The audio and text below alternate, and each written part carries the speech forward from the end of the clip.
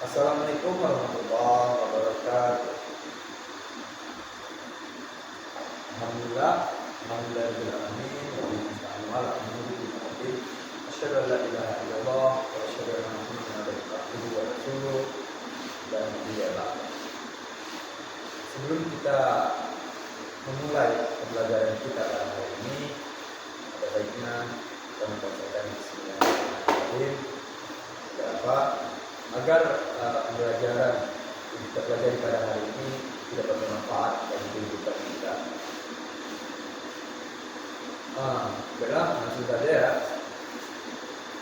Pada pembahasan minggu lalu kita telah membahas tentang akhlak terpuji ya. Akhlak terpuji ya, contohnya seperti tidak sombong dan yang kemarin kita pelajari lah, tidak takabur dan tidak angkuh, saling membantu. Nah, itu contoh akhlak terpuji. Nah, pada pertemuan kali ini kita berkesempatan untuk membahas tentang akhlak tercela. Ini Bapak sedikit akan menjelaskan secara rinci saya, yaitu makna dari akhlak tercela secara pengertian, secara jenis, bahaya, dan cara-cara untuk menghindari akhlak tercela tersebut. Masuk kita kepada apa itu akhlak tercela. Secara definisi, akhlak tercela adalah perbuatan buruk yang merugikan diri sendiri dan orang lain. Akhlak tercela ini berdampak besar pada kehidupan bersosial bagi kehidupan masyarakat dan lingkungan tempat kita tinggal, karena ini berdampak pada kehidupan pribadi kita dan kehidupan orang lain. Contohnya seperti merugikan orang lain. Di dalam Islam, akhlak tercela ini disebut sebagai akhlak mazmumah, yang artinya yaitu berbohong, curang, iri, sombong, dan dengki. Nah, itu pengertian dalam yang dibahas dalam Islam ya, yaitu akhlak mazmumah. Kita masuk ke dalam jenis-jenis akhlak tercela. Di sini Bapak telah mengambil beberapa contoh saja ya. Sebenarnya banyak contoh akhlak tercela yang terjadi pada zaman sekarang. Ya, contohnya pada penggunaan sosial media, itu ada pembahasannya, nanti akan kita bahas di dalam sosial media. Jenis akhlak tercela. Contohnya ya, secara garis kecilnya saja Bapak sebutkan, mencela di sosial media, mencaci di sosial media, itu termasuk akhlak yang tercela. Yang kita bahas di sini yaitu secara garis besarnya saja. Yang pertama yaitu seperti menghibah seseorang atau membicarakan keburukan orang lain dan merusak hubungan sosial antara kita dan orang tersebut. Menghibah ini bahasanya itu ya, kalau dalam bahasa sehari-hari kita seperti menggunjing orang. Pada bahasa Minangnya menggunjing ya. Hibah ini membicarakan perbuatan-perbuatan buruk kepada orang lain, sehingga nama orang tersebut menjadi buruk, menjadi kotor gara-gara pembicaraan kita, sehingga pandangan orang terhadap dia itu buruk. Nah, itu merupakan sebuah sifat tercela. Itu tidak baik untuk kehidupan bersosial dan lingkungan ya, karena itu berdampak pada orang lain dan merugikan orang lain. Yang kedua yaitu tentang namimah. Nah, apa itu namimah? Namimah itu seperti mengadu dombakan orang lain. Nah, contohnya seperti ini. si A dengan si B, bapak sebagai provokatornya, bapak sebagai pengadu dombanya, bapak membicarakan hal-hal buruk kepada si A tentang si B ini. Contohnya, ini kamu dijelek-jeleki oleh si B kan, ke orang lain. Nah nantinya ketika bapak ketemu dengan si B, bapak membicarakan hal-hal buruk tentang si A. Nah seperti itu. Dan sifat-sifat buruk, contohnya seperti kamu diomong-omongin tentang pria-pria kamu, seperti kamu kepada orang lain. Nah itu contohnya seperti mengadu domba. Itu termasuk ke dalam akhlak tercela. Maka itu tidak diperbolehkan dalam Islam ya.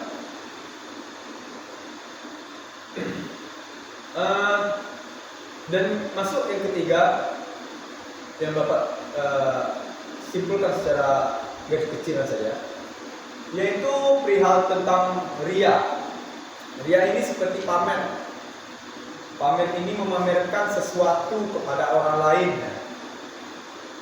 Kepada orang yang tidak punya, contohnya di sini ya, Bapak beri contoh kecilnya. Bapak di sini mempunyai laptop. Nah, jadi ada seorang anak di sini, contohnya anak Bapak tidak mempunyai laptop. Bapak sombong akan hal itu.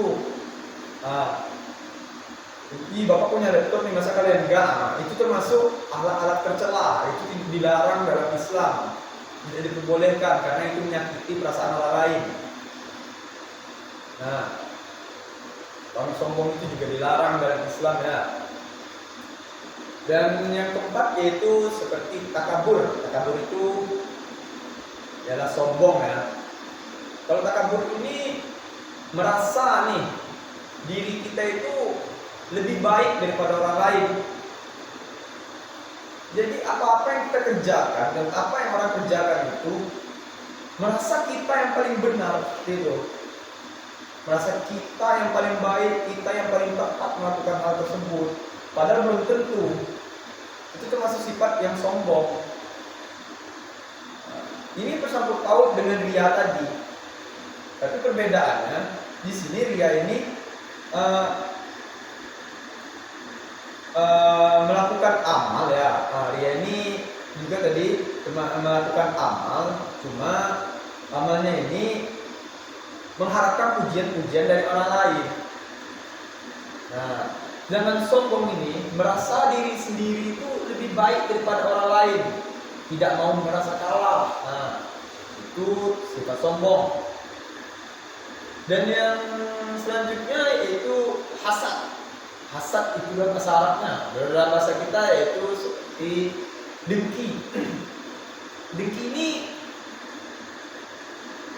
seperti tidak senang atas kebahagiaan orang lain. Nah, apa-apa pencapaian orang lain, apa yang mereka capai, itu kita tidak suka melihat dia mencapai hal tersebut. Itu termasuk sifat dengki. Itu adalah akhlak tercela bagi diri kita, bagi diri kita. Itu merupakan salah satu akhlak tercela. Kita tidak suka nih melihat dia mempunyai motor. Nah, kita tidak. Adalah nanti timbul rasa tidak senang, tidak suka dan memakai motor tersebut. Padahal telah dikatakan bahwasannya rezeki itu telah ada yang mengatur, yaitu Allah Subhanahu Wa Taala. Maka daripada itu kita sebagai manusia tidak sepatutnya iri atas apa yang telah dicapai oleh orang-orang tersebut. Kita hanya cukup bersyukur. Bersyukur merupakan akhlak terpuji. Tapi kalau dengki atau hasad ini atau iri itu merupakan akhlak yang tercela. Itu sangat dilarang di dalam Islam. Nah, kita masuk kepada bahaya akan akhlak tercela ini. Akhlak tercela ini bahayanya salah satunya ya, dapat merusak hubungan. Nah, di sini Bapak tadi sebutkan dapat merusak hubungan lingkungan, hubungan antara kekerabatan, hubungan antara teman, persahabatan, kekeluargaan. Nah, itu dapat rusak gara-gara akhlak tercela ini. konflik-konflik yang ditimbulkan dari sifat-sifat tadi itu berdampak pada kehidupan pribadi dan kehidupan orang lain, dan dapat merusak hubungan, melonggarkan hubungan keluargaan, melonggarkan hubungan pertemanan, karena pertemanan dapat hancur di situ, karena di situ kita dapat memburuk-burukkan teman kita. Nah, itu bahayanya akhlak tercela. Yang kedua yaitu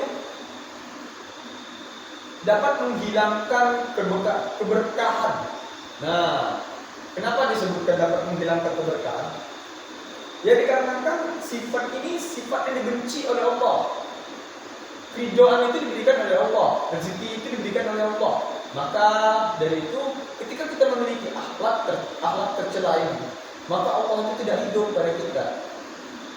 Allah itu tidak Allah tidak memberikan kita rezeki yang lancar dikarenakan bahayanya akhlak tercela. Karena akhlak tercela ini ya berdampaknya itu memang sangat besar. Nah, kita masuk langsung kepada yang selanjutnya yaitu murkanya Allah Subhanahu wa taala. Orang-orang yang memiliki akhlak tercela ini, contohnya seperti mengadu domba itu sangat parah itu, dosa besar itu. Dan juga berlaku iri dengki, iri pada orang lain atau pencapaian orang lain, itu merupakan dosa yang sangat besar itu. Dan orang-orang yang memiliki sifat ini susah untuk masuk surga kecuali dia bertobat dan menghilangkan sifat-sifatnya tersebut. Orang itu tidak akan mendapatkan ridha Allah, tidak akan mendapatkan karunia dari Allah. Nah, maka dari itu hilangkanlah sifat-sifat tercela pada diri pribadi. Ini hanya skala kecilnya saja ya, yang Bapak berikan contoh. Nanti mungkin pertemuan selanjutnya kita akan membahas lagi tentang akhlak tercela ini. Dan selanjutnya itu menimbulkan penyakit hati. Penyakit hati ini terkait dengan yang dengki tadi, melihat pencapaian orang lain itu tidak suka, itu kan merupakan akhlak tercela, iri hati, iri kepada apa-apa yang telah disampaikan oleh orang lain, padahal rezeki itu tidak ada yang ngatur. Kita hanya cukup bersyukur saja dan menerima apa yang telah diberikan oleh Allah Subhanahu wa taala. Jangan ketika mereka memiliki suatu barang dan kita menuduh mereka dan nanti kita adu domba dia. Itu tidak baik. Itu merupakan akhlak tercela. Itulah bahaya-bahayanya akhlak tercela, dapat mengotori hati bagi orang yang melakukan hal tersebut ya.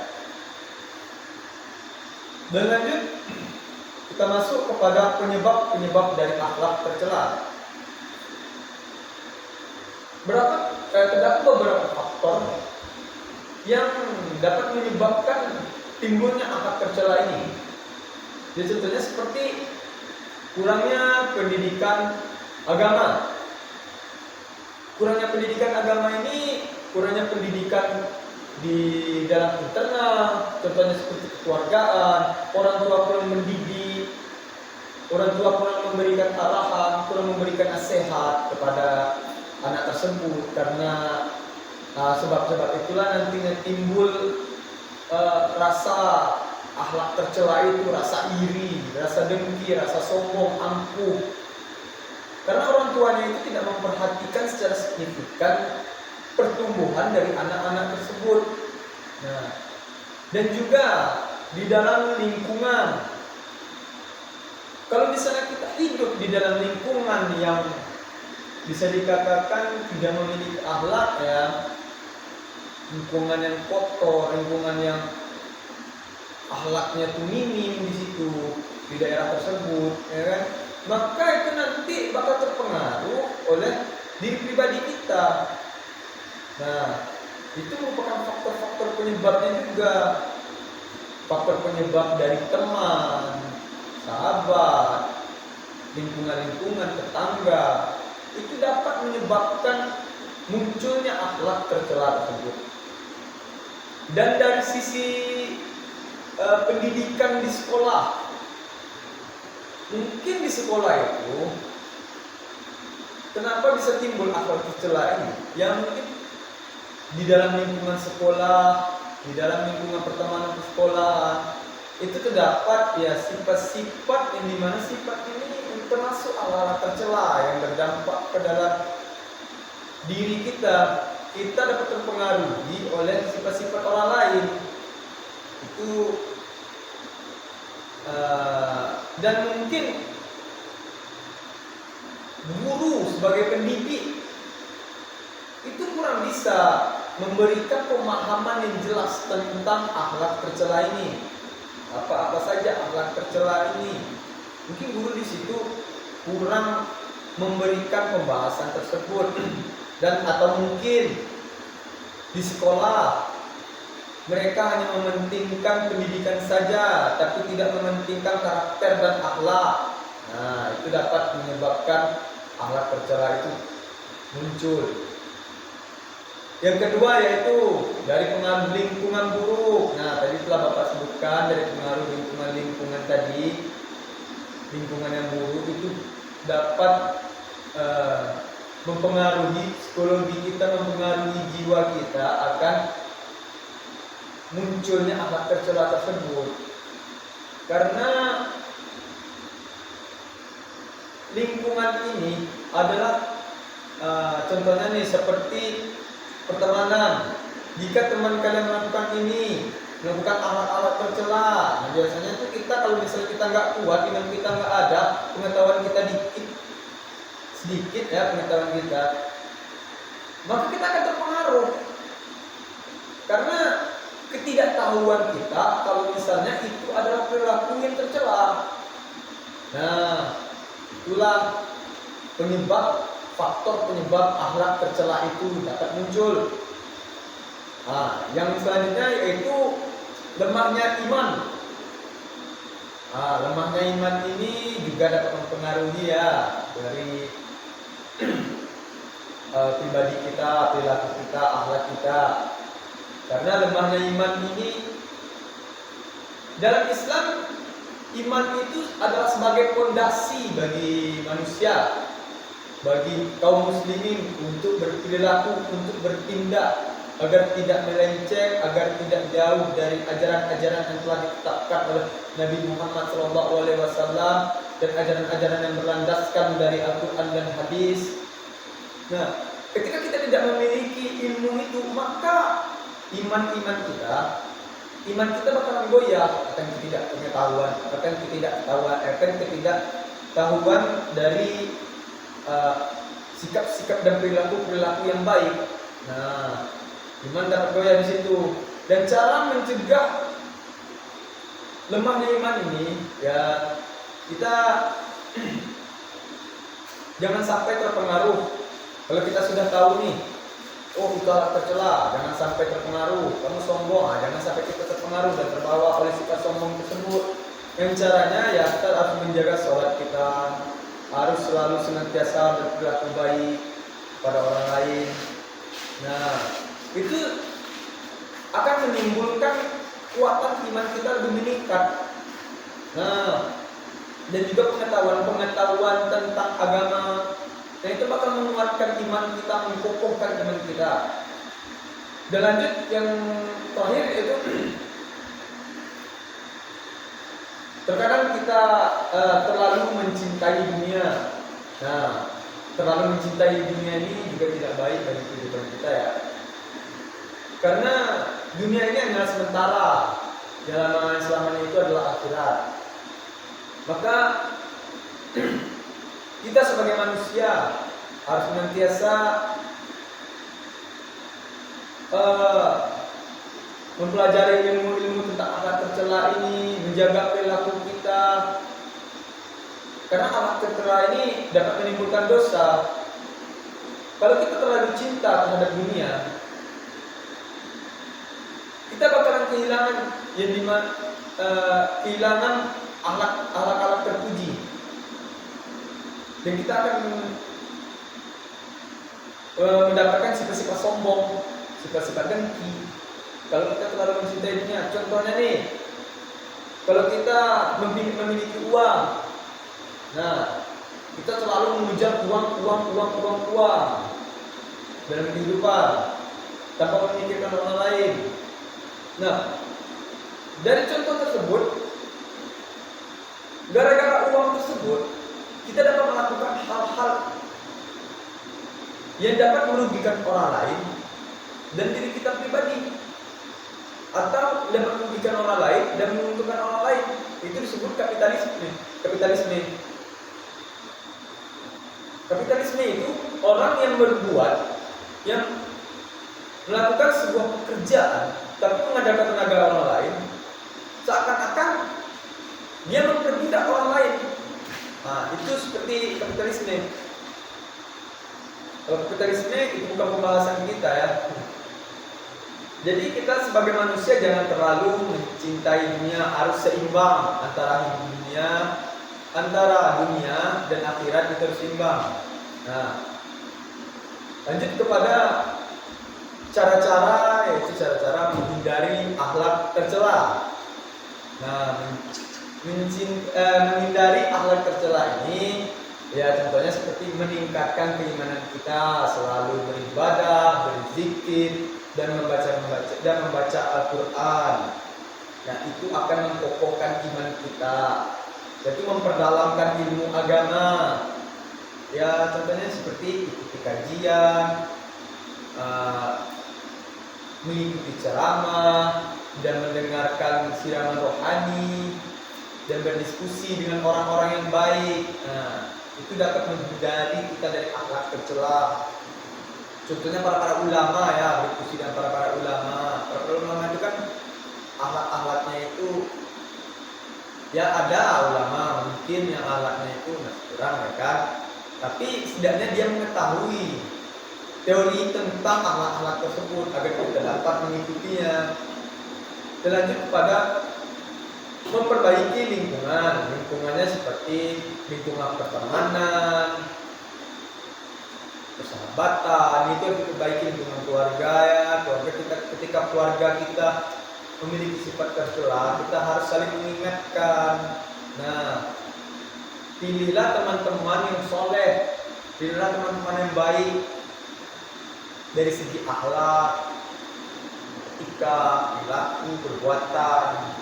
Pilihlah teman-teman yang baik untuk lingkungan kita agar kita terpengaruh dan saling menjaga satu sama lain, saling menjaga dari perbuatan-perbuatan dosa. Nah, itu adalah lingkungan yang sangat baik ya, yang mengejar akhirat, tidak terlalu mencintai dunia.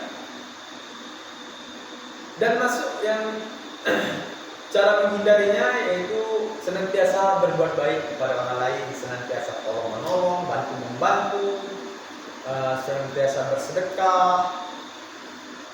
Nah, dan senantiasa berkata jujur. Nah, itu termasuk cara-cara menghindari akhlak tercela tersebut. Di sini terdapat telah Bapak ringkas ya contoh-contoh penerapan akhlak mulia. Yang pertama yaitu seperti jujur kepada orang lain. Jujur ini dapat meningkatkan rasa kepercayaan kita, rasa kepercayaan orang lain terhadap diri kita. Nah, itu merupakan akhlak tercela. Jujur, amanah. Amanah ini orang yang dapat dipercaya. Contohnya nih, bapak ingin menitipkan barang kepada anak, dan anak bapak menitipkan barang kepada anak, tolong kasih ini kepada orang tua bapak. Dan anak mengamanahkan hal tersebut. Dan apa barang yang bapak berikan kepada anak-anak tersebut yang disampaikan nanti kepada orang tua bapak, itu masih berupa barang yang bapak berikan. Itu adalah contoh amanah. Dan menjaga menjaga kerahasiaan orang lain. Nah, itu merupakan amanah. Contohnya nih, bapak bercerita tentang ini kepada siswa-siswa nih kan. Tapi bapak bilang ini jangan diberitahukan kepada orang lain. Nah, ketika nantinya ada dari siswa yang membocorkan atau memberitahu kepada orang lain selain yang ada di kelas ini, itu termasuk sifat yang tidak amanah, itu termasuk akhlak tercela. Orang yang mana ketika Bapak memberitahu itu dan anak-anak di sini, siswa-siswa di sini tidak membocorkan itu sama sekali kepada orang lain, tidak memberitahu itu kepada orang lain, sehingga hanya siswa-siswa di sini yang mengetahui dan Bapak, itu adalah suatu sifat yang amanah. Dan selanjutnya yaitu sabar dalam menghadapi orang-orang di lingkungan kita, sabar dalam menghadapi segala situasi.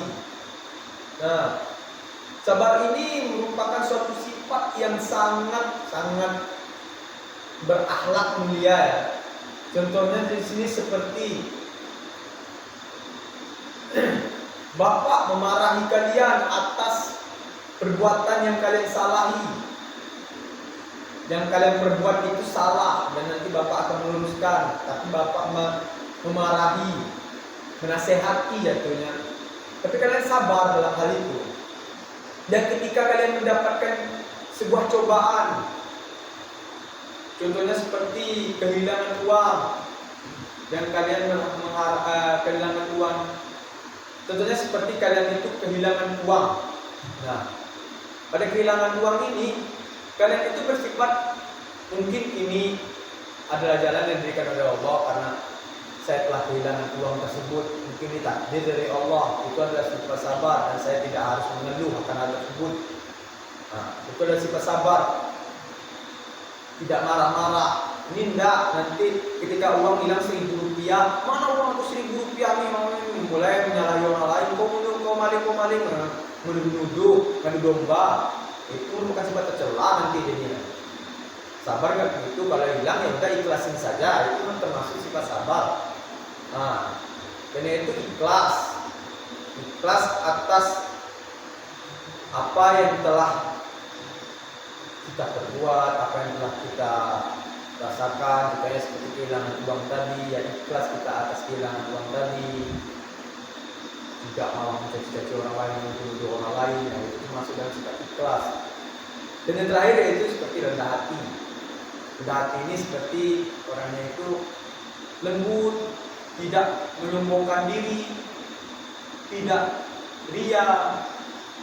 Nah, itu adalah sifat rendah hati.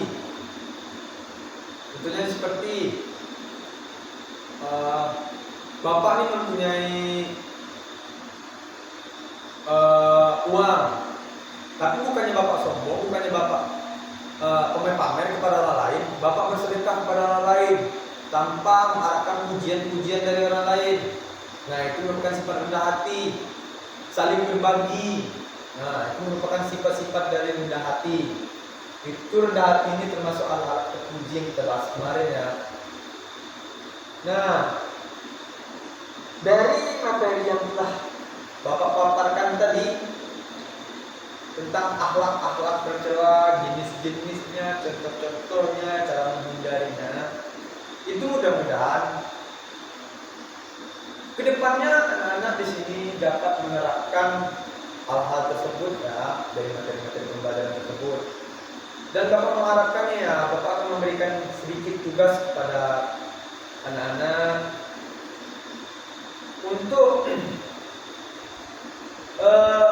menuliskan sifat-sifat tercela yang terjadi, yang pernah anak-anak rasakan, yang pernah anak-anak perbuat dalam kehidupan sehari-hari.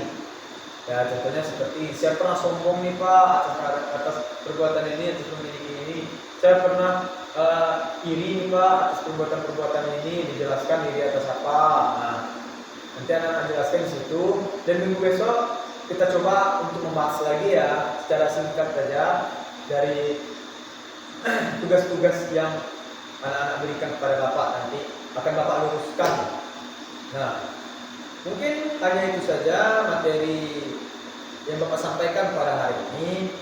Semoga ini bermanfaat ya bagi kehidupan kita, bagi kehidupan pribadi dan orang lain. Dan ingat, akhlak tercela ini jangan sampai terulang lagi. Jangan sampai anak-anak nanti merugikan orang lain, merugikan diri pribadi dan orang lain. Bapak tidak ingin akan hal itu, karena kita telah membahas tentang akhlak tercela. Nanti silahkan anak-anak buat tugasnya yang kita bahas nanti ya. Adalah dengan mengucapkan alhamdulillahirabbil alamin, pembelajaran pada hari ini kita akhiri saja ya. Bapak akhiri. Wassalamualaikum warahmatullahi wabarakatuh.